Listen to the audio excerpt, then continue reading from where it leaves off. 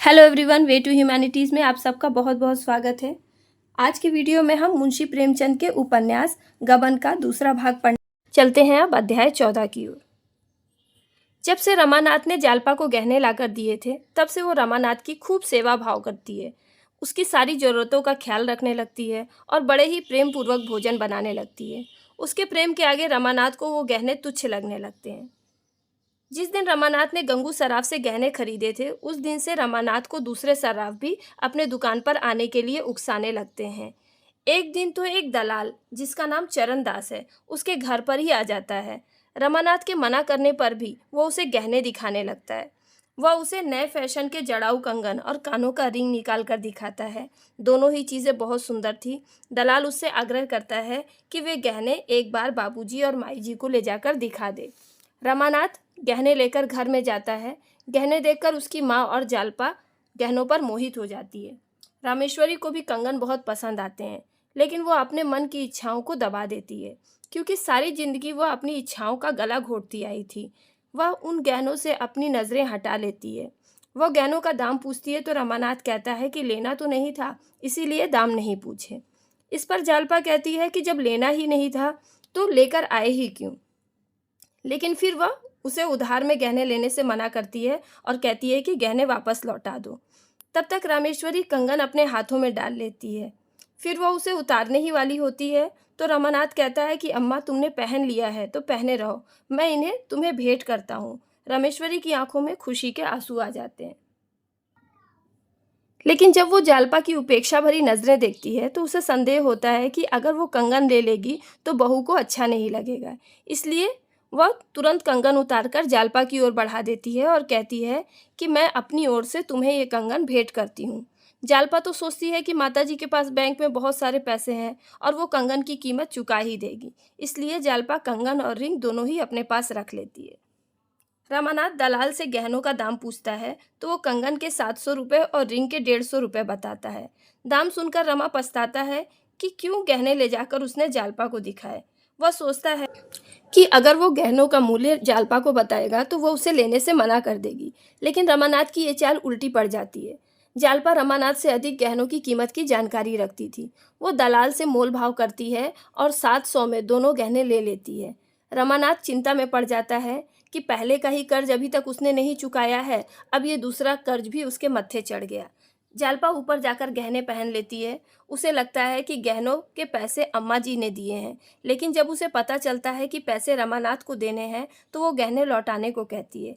लेकिन गहने देते समय उसके चेहरे के जो भाव थे, उससे रमानाथ समझ जाता है कि वह गहने देना नहीं चाहती। वो जालपा के प्रेम में वशीभूत होकर गहने लेने से मना कर देता है। 11 बज चुके थे। रमानाथ को देर हो रही थी, लेकिन वह इस तरह से जा रहा था जैसे कोई अपने प्रिय बंधु का अंतिम संस्कार करके लौटता है। यहाँ पर अध्याय 14 खत्म होता है और हम चलते हैं अध्याय 15 की ओर। चलते हैं अब अध्याय 15 की ओर। पहले तो जालपा घर से बाहर ही नहीं निकलती थी, लेकिन गहने मिलने के बाद उसे घर में अच्छा ही नहीं लगता था। अब हर एक उत्सव, हर एक कार्यक्रम में वो अपनी सास के साथ सज धज कर जाने लगी। कुछ दिनों बाद तो उसे सास की भी जरूरत नहीं पड़ती थी, वो अकेले ही निकल जाती थी। उसकी सुंदरता तथा वस्त्र आभूषण देखकर मोहल्ले की औरतें उससे आकर्षित होने लगी और उसका सम्मान करने लगी। वह उस मंडली में रानी के जैसी दिखने लगी।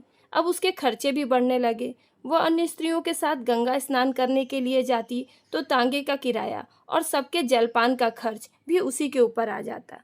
वो पैसे रमानाथ से मांगती तो रमानाथ उसे ना करता और जितने भी पैसे उसे चाहिए रहते वो उसे निकाल कर दे देता। पहले तो जब कभी भी रमानाथ अपनी माँ के साथ कहीं जाता तो उन पर सख्ती दिखाता था, लेकिन अब वो जालपा जैसी सुंदर पत्नी को समाज में दिखाने में गर्व महसूस करने लगा, क्योंकि उसके सभ्य समाज की कोई भी महिला जालपा की तरह सुंदर नहीं थी। कोई उसकी बराबरी नहीं कर सकता था। अब जालपा रमानाथ के साथ बैठकर सिनेमा देखने लगती है। रमानाथ के मित्र और जान पहचान के कई लोग वहां पर मौजूद होते, लेकिन रमा को इससे कोई फर्क ना पड़ता। जालपा ने महिला समाज में अपना रंग जमा लिया था। एक दिन एक महिला ने जालपा को अपने घर पर चाय पे बुलाया। रमानाथ चाय पार्टी पर जाने के लिए उसके लिए एक नई साड़ी, नए जूते और एक घड़ी लाता है। रमानाथ के खर्चे और चिंताएं दोनों बढ़ने लगी थी। एक बार गंगू सराफ ने उसे पैसे के लिए टोका भी, लेकिन उसने उसकी ओर ध्यान न दिया। अपनी फिजूल खर्ची के परिणाम स्वरूप उसने गंगू को अभी तक कुछ भी पैसे नहीं चुकाए थे। जालपा और रमानाथ उस महिला के घर पहुंचते हैं। फाटक पर साइन बोर्ड था, Indu Bhushan advocate high court. तब रमा को पता चलता है कि जिस महिला ने उन्हें बुलाया है वो काशी के नामी वकील इंदु भूषण की पत्नी है। रमानाथ बहुत खुश होता है क्योंकि इतने बड़े आदमी से परिचय सौभाग्य की बात थी। रमानाथ और जालपा अंदर जाते हैं। वकील साहब और उनकी पत्नी रतन उन लोगों का स्वागत करते हैं।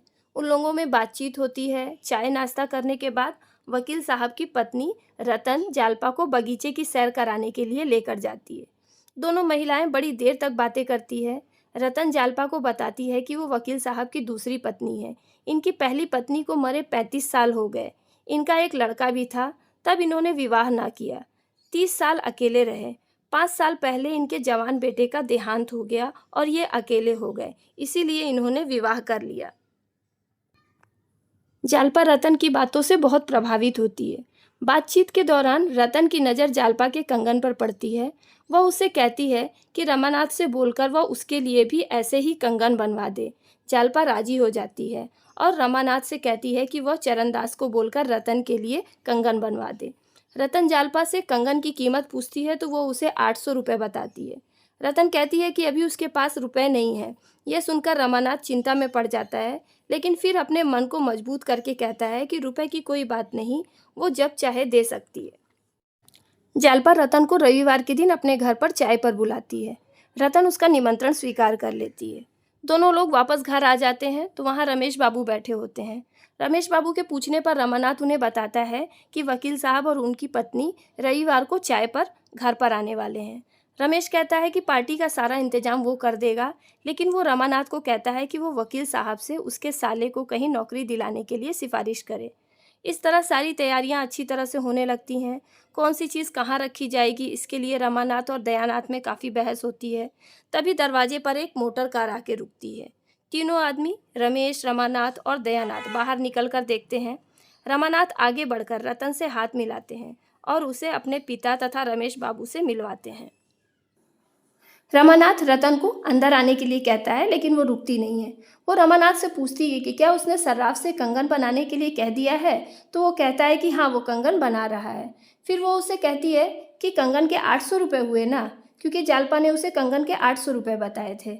लेकिन रमानाथ रतन के जैसी सीधी सादी स्त्री को ठगना नहीं चाहता था, इसलिए वो उसे बता देता है कि कंगन 600 के थे।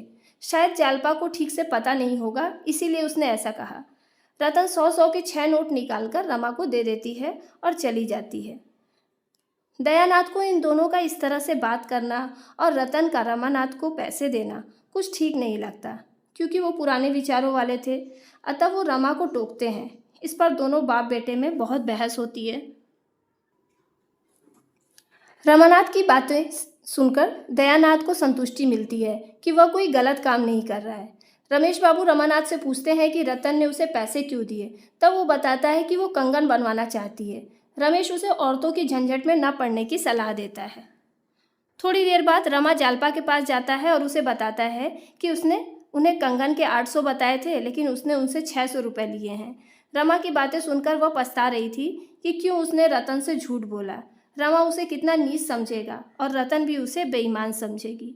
यहीं पर खत्म होता है 15वां अध्याय और हम चलते हैं अध्याय 16 की ओर।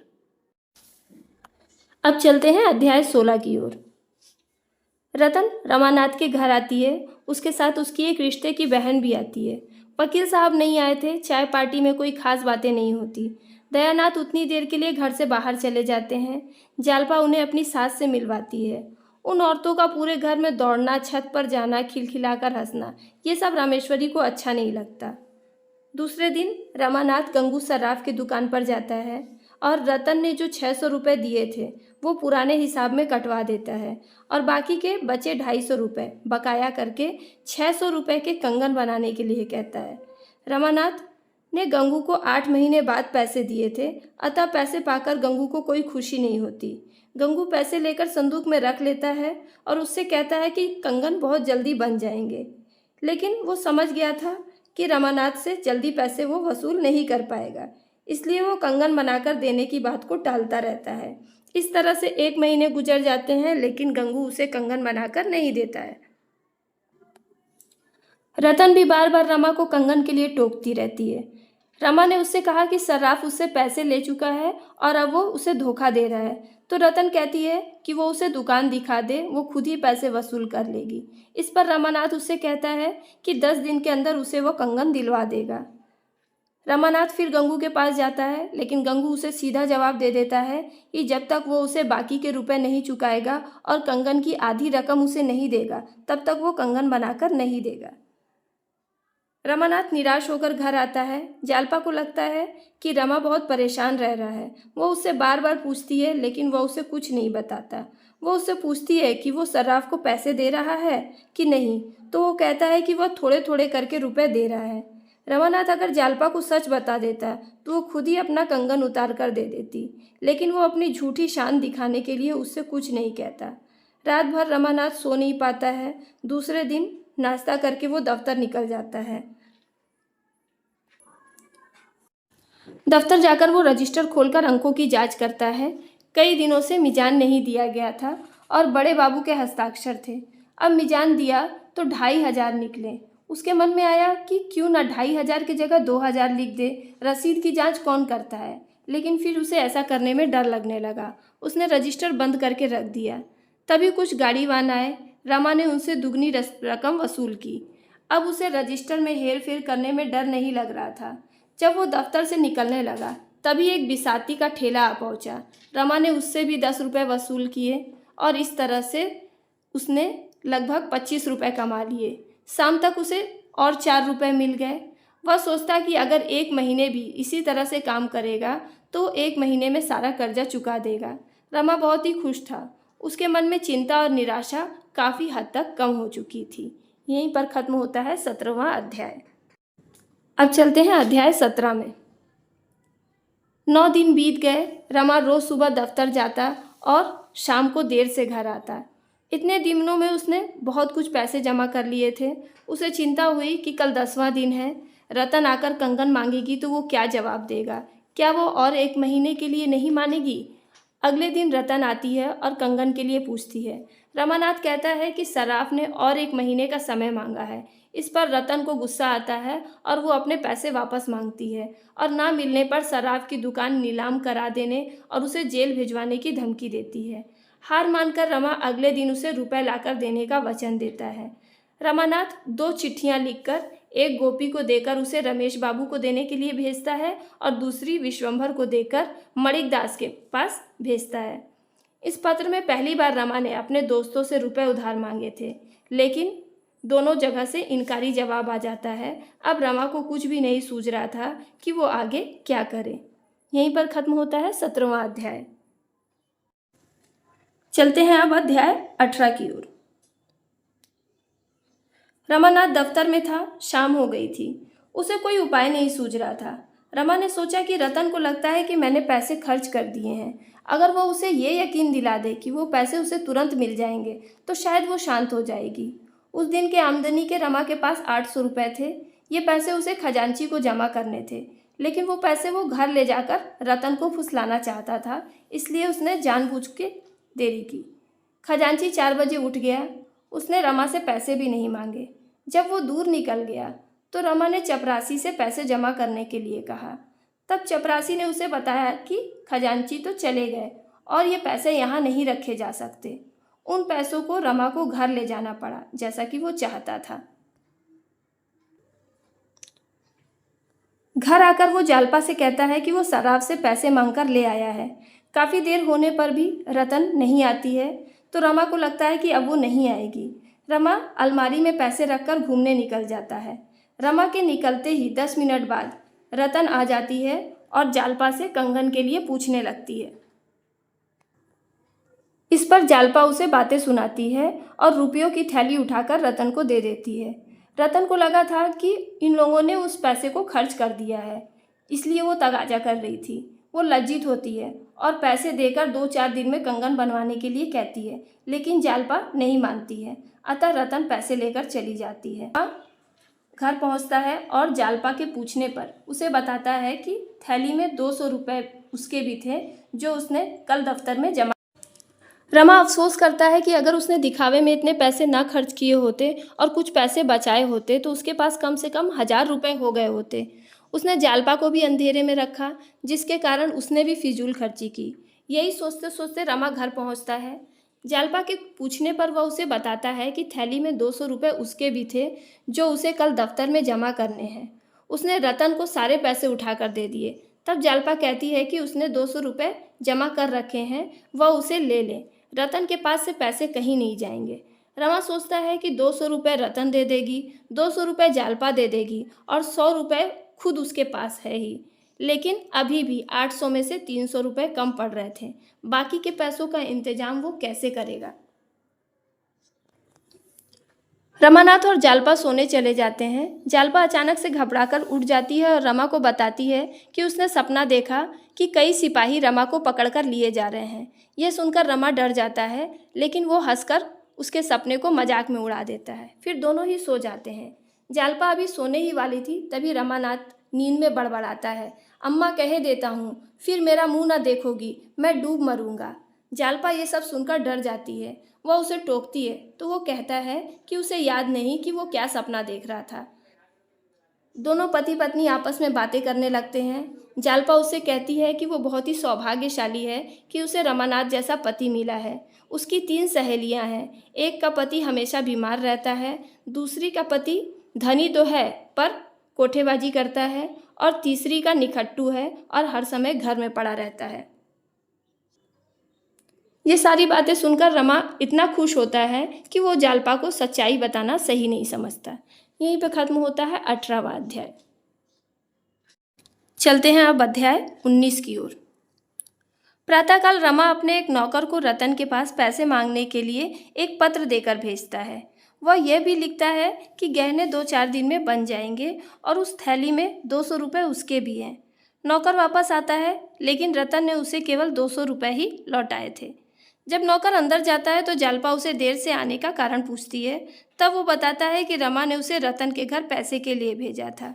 इस बात पर जालपा को बुरा लगता है। इतने में नीचे से एक आवाज़ आती है। चरणदास के एक प्यादे को रमा के घर पर पैसे का तगाजा करने के लिए भेजा गया था। वह पैसे न चुकाने पर उसे नालिश यानी मुकदमा करने की धमकी देता है। दयानाथ को इसके बारे में कुछ पता नहीं था। जब उन्हें पता चलता है कि रमा ने उधार में गहने बनवाए हैं और अभी तक कुछ भी पैसे नहीं चुकाए हैं, तो उसे बहुत बुरा लगता है। दोनों बाप बेटे में इस बात को लेकर काफ़ी बहस होती है। वह प्यादा यह देखकर चुपचाप निकल जाता है। जालपा को जब पता चलता है तो उसे भी बहुत बुरा लगता है। वह उसे 200 रुपये सर्राफ को देने के लिए कहती है। अभी भी रमा के पास 300 रुपये कम पड़ रहे थे। उसने रतन से सहायता लेने की सोची, लेकिन उसके घर तक पहुंचकर उसकी हिम्मत ना हुई। फिर वो वहां से दफ्तर के लिए निकल गया। वह 11 बजे दफ्तर पहुंचता है और सीधे रमेश बाबू के पास जाता है और उनसे कहता है कि जो पैसे वो कल घर लेकर गया था उसमें से 500 रुपये उसने थैली में रखे थे और बाकी के 300 रुपये कोट के ऊपरी जेब में रखे थे। न जाने वो कैसे जेब से निकल गए या चोरी हो गए। इस पर रमेश बाबू उस पर बहुत गुस्सा करते हैं और कहीं से भी पैसे लाकर जमा करने के लिए कहते हैं।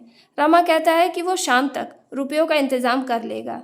रमेश उससे बाकी के पैसे लेकर अगले दिन 10 बजे तक बाकी के पैसे जमा करने की चेतावनी देते हैं और अगर वो ऐसा नहीं कर पाएगा तो उसके हाथों में हथकड़ियाँ होगी, ये भी उसे धमकी देते हैं। रमानाथ बुरी तरह से निराश होकर अपनी कुर्सी पर बैठ जाता है। यहीं पे ख़त्म होता है अध्याय 19। चलते हैं अब अध्याय 20 की ओर। रमा शाम को दफ्तर से निकलने लगा, तभी रमेश ने उसे फिर से चेतावनी दी। रमा को उसका ये व्यवहार बुरा लगता है। कुछ दूर चलकर उसने फिर से रतन के पास जाकर पैसे मांगने की सोची। जब वो रतन के बंगले पर पहुंचा तो वहां पर एक जौहरी बैठा हुआ था।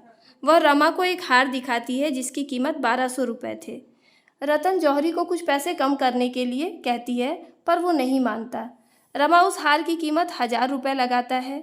रतन कहती है कि उसके पास सिर्फ 600 रुपये ही हैं और उससे 400 रुपये उधार मांगती है। इस पर रमा कहता है कि वो खुद ही उससे रुपये उधार मांगने आया है।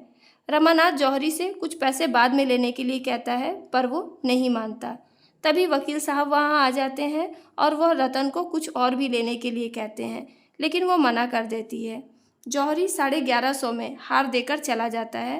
रतन हार पाकर बहुत खुश होती है और वकील साहब के लिए खाना बनाने चली जाती है। रमा थोड़ी देर तक बैठकर वकील साहब से बात करता है, लेकिन फिर निराश होकर वापस चला जाता है। यहीं पे ख़त्म होता है अध्याय 20। चलते हैं अब अध्याय 21 की ओर। रमानाथ बहुत ही निराश होकर लौट रहा था। उसे लग रहा था कि मौत ही उसकी चिंताओं का अंत कर सकती है। अगर उसने पैसे नहीं चुकाए तो उसकी बहुत बदनामी होगी, उसके खानदान पर कलंक लग जाएगा, मरने के बाद भी उसकी निंदा होगी। उसने निश्चय किया कि वो घर जाकर जालपा को सब कुछ बता देगा। अब वही उसकी सहायता कर सकती है। 1-2 गहने अगर वो दे देगी तो उसका काम बन जाएगा। लेकिन जब घर पहुंचा तो सोचा इतनी जल्दी ही क्या है, जब चाहूँगा तब जालपा से बात कर लूँगा। एक बार फिर मन में आया कि वो जालपा का कोई गहना चुरा ले, क्योंकि उसमें जालपा से सब कुछ कहने का साहस नहीं हुआ। वह धीरे से उठता है और जालपा के सलूके से चाबियां निकालने की कोशिश करता है।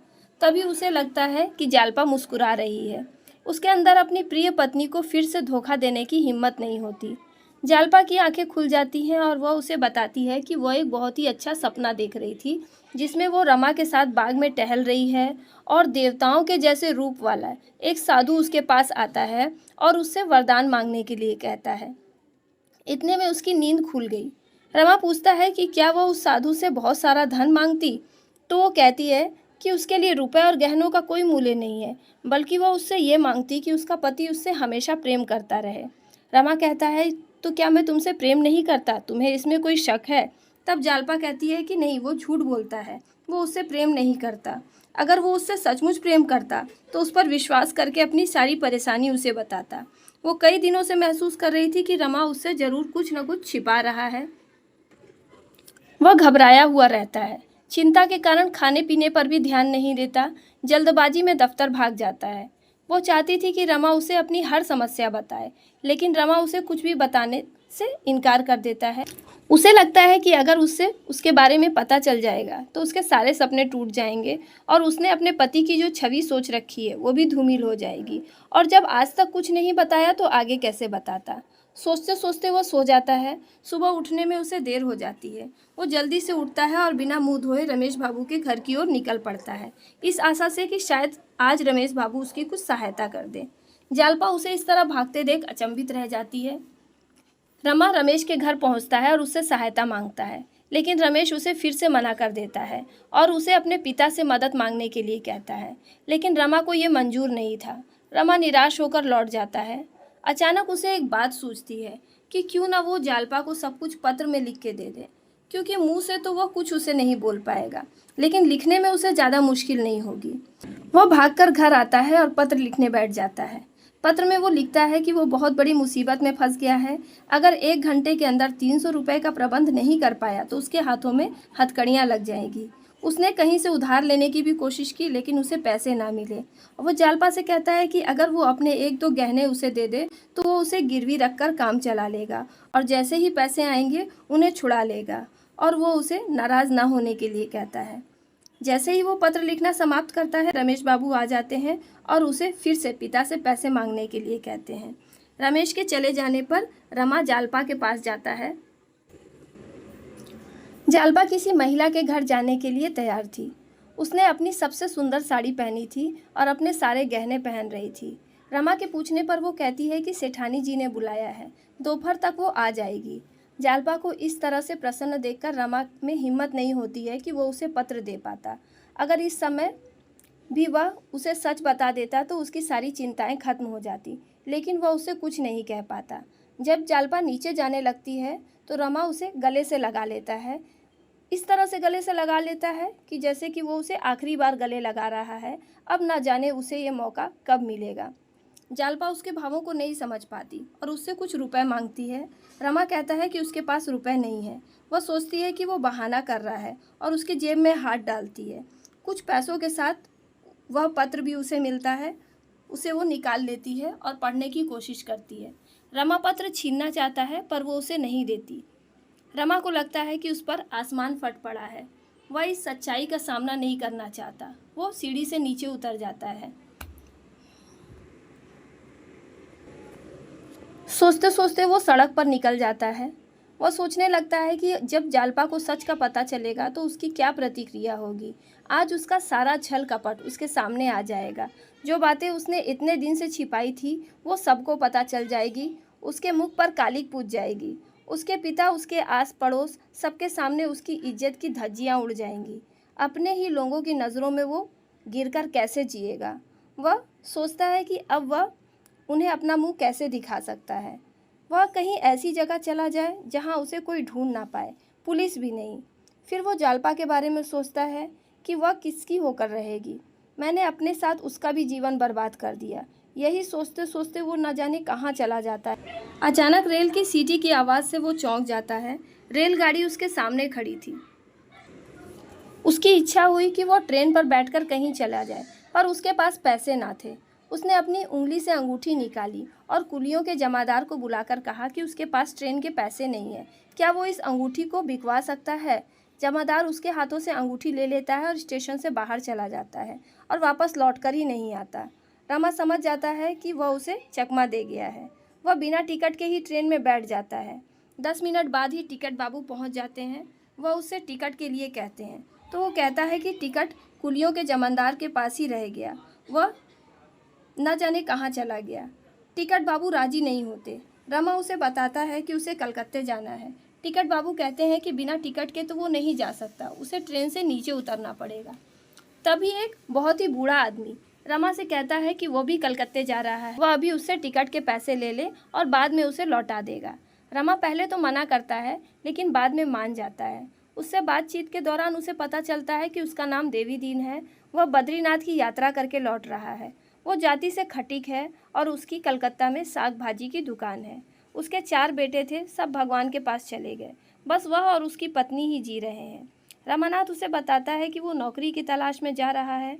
देवी दीन उसे अपने घर पर ही ठहरने का निमंत्रण देता है। देवी दीन रमा के बारे में अनुमान लगाता है कि वो पारिवारिक उलझनों से तंग आकर घर से भागकर आया है। दोनों में काफ़ी बातचीत होती है। 3 दिन से रमा सो नहीं पाया था। अब उसे नींद आ रही थी। देवी दीन ने तख्त पर एक दरी बिछा दी और उस पर रमा को सुला दिया और खुद उसकी जगह पर जाकर बैठ गया। देवी दीन रमा को इस प्रकार देख रहा था जैसे कि कोई पिता अपने पुत्र को देखता है। यहीं पर खत्म होता है अध्याय 21। चलते हैं अब अध्याय 22 की ओर। जब जालपा पत्र पढ़ रही थी तभी रमा सीढ़ियों से नीचे उतर गया था। उस समय जालपा को यह संदेह ही न हुआ कि वो घर से भाग रहा है। पत्र पढ़कर जालपा को बहुत गुस्सा आता है कि इतनी बड़ी बात हो गई और रमा ने उसे कुछ भी ना बताया। उसने उससे इतना पर्दा क्यों रखा। फिर उसे चिंता हुई कि इस समय वो बहुत बड़ी मुसीबत में है। अतः वो कमरे में जाती है और सोचती है कि उससे वो पूछेगी कि उसे कौन से गहने चाहिए, पर वो वहाँ नहीं मिलता। वह उसे पूरे घर में ढूंढती है। उसे लगता है कि कहीं वो दफ्तर तो नहीं चला गया, इसलिए वो तुरंत तांगे में बैठकर दफ्तर पहुँचती है। वहाँ पर भी उसे रमा नहीं मिलता। फिर वो जाकर रमेश बाबू से मिलती है, जहाँ उसे सारी बात पता चलती है। रमेश उसे यह भी बताता है कि रमा को उसे आज ही 300 रुपये दफ्तर में जमा कराने थे। जालपा वहाँ से निकलकर एक जौहरी की दुकान में जाती है, जहाँ उसे अपना हार 400 रुपये में बेचना पड़ता है। पैसे लेकर वो वापस दफ्तर जाती है और रमेश बाबू को 300 रुपये ले जाकर दे देती है। फिर वो घर की ओर चल देती है। उसे लगता है कि रमा घर पर पहुंच गया होगा और चिंता कर रहा होगा, लेकिन जब वो घर पहुंचती है तो रमा वहां पर नहीं मिलता है। जैसे जैसे शाम हो जाती है जालपा की चिंता और भी ज़्यादा बढ़ने लगती है। उसने उसे बहुत खोजने की कोशिश की मगर वो कहीं नहीं मिलता। रामेश्वरी को लगा कि वो अपने किसी मित्र के यहाँ गया होगा, पर काफ़ी देर हो जाने पर उसे भी चिंता होने लगती है। जालपा अपने आप को कोसने लगती है कि क्यों उसने रमा पर गहनों के लिए जोर दिया, फालतू के खर्चों को क्यों बढ़ाया और रमा उसे खुश करने के लिए अपनी आमदनी से ज़्यादा खर्च करने लगा। ये सब उसकी ही करनी का फल है। जालपा रात भर बैठी रमा की प्रतीक्षा करती रहती है। यहीं पर खत्म होता है अध्याय 22। अब हम चलते हैं अध्याय 23 की ओर। एक सप्ताह बीत गया, रमा का कहीं कुछ पता नहीं चला। सिर्फ इतना पता चला कि रमा 11 बजे रेलवे स्टेशन की ओर जा रहा था। मुंशी दयानाथ को लग रहा था कि कहीं उसने आत्महत्या तो न कर ली हो। सास ससुर सारा इल्जाम जालपा पर थोप रहे थे। जालपा के सैर सपाटे, दावत, गहनों की लालसा की वजह से आज ये सब परिणाम हुआ है। किसी को जालपा पर दया नहीं आती थी। दयानाथ जब घर से निकलते तो लोगों के तकाजे से परेशान हो जाते। दयानाथ सीधे कहते कि वह किसी के देनदार नहीं है, जाकर मेम साहब से पैसे मांगो। जालपा उन्हें कहती कि जो भी पैसे मांगने आए वह उन्हें उसके पास भेज दे, वो अपने गहने बेचकर उन्हें पैसे दे देगी। तभी वहाँ पर रतन आ जाती है और उसके दुख में सहानुभूति प्रकट करती है। रतन जालपा से उसके कंगन खरीदने के लिए तैयार हो जाती है। रतन उसे 400 रुपये देती है और बाकी के पैसे बाद में देने के लिए कहती है। जालपा को कंगन देने में दुख हो रहा था। रतन उसे बाद में कंगन देने के लिए कहती है, लेकिन वो नहीं मानती। वह उसे कंगन देना चाहती है, पर रतन चली जाती है। जालपा दयानाथ को 500 रुपये देकर कहती है कि ये पैसे वो नारायण दास के पास भिजवा दे। दयानाथ के पूछने पर वो बताती है कि उसने कंगन बेच दिए। यहीं पर ख़त्म होता है अध्याय 23। चलते हैं अब अध्याय 24 की ओर। रमानाथ को गए 1 महीने हो गए थे। समाचार पत्र में रमानाथ को घर लौट आने के लिए नोटिस छापे जा रहे थे और उसका पता लगाने वाले को 500 रुपये इनाम देने का वचन दिया गया, मगर रमानाथ की कहीं कोई खबर ना मिली। अब जालपा को चिंता में घुलते देख दयानाथ को भी उस पर दया आने लगी। एक दिन उन्होंने दीनदयाल को पत्र लिखकर कहा कि वो आकर जालपा को ले जाएं। दीनदयाल जालपा को लेने के लिए आते हैं, लेकिन वो जाने से मना कर देती है। वो कहती है कि वो यहीं रहकर अपने पति के आने की प्रतीक्षा करेगी। उसके वहाँ से चले जाने से उसका दुख कम ना होगा। दीनदयाल उसे 50 रुपये का नोट देने की कोशिश करते हैं, पर वो भी लेने से वो मना कर देती है। दीनदयाल नोट वहीं रखकर निराश होकर चले जाते हैं। कुआर का महीना था। जालपा अकेली बैठी अपनी करनी पर पछता रही थी। एक दिन उसने अपने सभी श्रृंगार की चीज़ों को इकट्ठा किया और उन्हें एक बैग में भर दिया और गंगा में विसर्जित करने का निश्चय किया। जैसे ही 4 बजे जालपा बैग लेकर गंगा स्नान के लिए निकल पड़ी। रतन वहाँ से गुजर रही थी और वो जालपा को रोक लेती है। जालपा के ना चाहते हुए भी वो उसका बैग खोल देती है। जालपा को उसे बताना पड़ता है कि वह इन चीज़ों को गंगा में बहाने ले जा रही थी, क्योंकि आज रमा की ये दशा इन्हीं सब चीज़ों को खरीदने के कारण हुई है। रतन उसे बहुत रोकने की कोशिश करती है, पर वो नहीं मानती और बैग को गंगा में बहा देती है। अब जालपा को अपना बोझ कुछ हल्का महसूस हो रहा था और अब उसने अपना जीवन एक नए सिरे से शुरू करने का निश्चय किया। यहीं पे ख़त्म होता है अध्याय 24। अब चलते हैं अध्याय 25 की ओर। रमा को कलकत्ता आए 2 महीने हो गए थे। वह देवी दीन के घर पर ही पड़ा हुआ था। वह वहाँ के मोहल्ले के एक वाचनालय में जाया करता था और वहीं उसने एक नोटिस देखा जो दयानाथ ने समाचार पत्रों में छपवाया था। लेकिन उसे लगा कि यह पुलिस की कोई चाल है। एक दिन उसे जालपा का एक पत्र छपा हुआ मिला जिसमें लिखा था कि उसका सारा कर्जा चुकता हो गया है, अब उसे कोई कुछ न कहेगा। अतः वो चला आए, लेकिन फिर उसे डर हुआ कि कहीं ये पुलिस की कोई चाल तो नहीं और वापस जाकर भी वो क्या मुंह दिखाएगा। उसने निश्चय किया कि वो घर ना जाएगा। वह देवी दीन के पास रहकर ही उसकी थोड़ी बहुत सहायता करता, देवी दीन को थोड़ी बहुत अंग्रेजी सिखाता। रमा ने खुद को ब्राह्मण बता रखा था, जिससे वे लोग उसका आदर करते थे। एक दिन वो वाचनालय में बैठा हुआ पत्र पढ़ रहा था। एकाएक उसे रतन दिखाई पड़ी। वो डर गया और उससे नजरें बचाकर कमरे से निकल गया और बरामदे में जाकर छिप गया। उसकी इच्छा हुई कि वह उससे जाकर घर का हाल चाल पूछे, लेकिन फिर उसके सामने जाने की हिम्मत ना हुई। रतन मोटर पर बैठकर वापस चली गई। कभी कभी तो रमा की इच्छा होती कि वो पुलिस के पास जाकर सब कुछ कह दे, जो होगा देखा जाएगा। इसी तरह से 2 महीने और बीत गए। पूस का महीना आ गया। उसके पास ठंड के कपड़े ना थे। रात को उसे कंबल के बगैर सोना पड़ता। जब बहुत ज़्यादा ठंड लगती तो वो बिछावन ही ओढ़ लेता। देवी दीन ने उसे एक दरी दे रखी थी, उससे उसी में गुजारा करना पड़ता था। एक शाम को रमा वाचनालय जा रहा था, तभी उसने देखा कि एक बड़ी सी कोठी के सामने हजारों कंगाल लोग जमा है। जाकर देखा तो वहाँ किसी सेठ जी के मुनीम कंबल दान कर रहे थे। कंबल घटिया किस्म के थे। रमा के मन में आया कि वो भी एक कंबल ले ले, लेकिन उसका आत्मसम्मान उसे ऐसा करने से रोकने लगा। सेठ जी के मुनीम ने रमा के माथे पे तिलक लगा देख उन्हें ब्राह्मण देवता समझा और उसे जाता देख उसे कंबल लेने के लिए रोका। जब रमा ने कंबल लेने से मना कर दिया तो उसे लगा कि कंबल घटिया किस्म के हैं, इसीलिए ब्राह्मण देवता मना कर रहे हैं। अतः वो उसे विनती करके कोठी में ले गया और तख्त पर बैठाया और उसे अच्छे किस्म का कंबल भेंट किया और 5 रुपये दक्षिणा भी देना चाहता था, पर रमा ने दक्षिणा नहीं ली। मुनीम रमा के इस व्यवहार से बहुत प्रभावित होता है और उसे अपने सेठ जी से मिलकर जाने के लिए कहता है। उसके पूछने पर रमा अपना स्थान प्रयाग न बताकर काशी बताता है। वापस लौटने पर देवी दीन उससे पूछता है कि क्या सेठ करोड़ीमल ने उसे यह कंबल दिया है, तो वो हामी भरता है। रमानाथ कहता है कि उसके कर्म तो धर्मात्मा वाले हैं, सारा दिन पूजा पाठ करता है और दान व्रत में ही लगा रहता है। तब देवी दीन उसे बताता है कि वो धर्मात्मा नहीं है, महापापी है। उसकी जूट की एक मील है और मजदूरों के साथ उसका बड़ा ही कठोर व्यवहार है। वो आदमियों को हंटर से पिटवाता है और चर्बी घी में मिलाकर लाखों रुपए कमाता है। भोजन करने के बाद रमा सोने चला जाता है। वह सोचता है कि कितने दिन वो देवी दीन पर भार बनेगा, इसलिए कल चलकर किसी काम की तलाश करेगा। यहीं पे खत्म होता है अध्याय 25। चलते हैं हम अध्याय 26 की ओर। रमानाथ मुंह हाथ धो रहा था, तभी देवी दीन प्राइमर यानी प्राइमरी की बुक लेकर आता है और अंग्रेजी की स्पेलिंग के अजब गजब उच्चारण पर व्यंग करता है। वह प्राइमर का अर्थ पराई स्त्री मर जाए निकालता है। बातचीत के दौरान वो रमा से पूछता है कि क्या उसने अपने घर पर कोई चिट्ठी भेजी। इस पर रमा इनकार कर देता है। तब देवी दीन उसके बारे में और जानना चाहता है।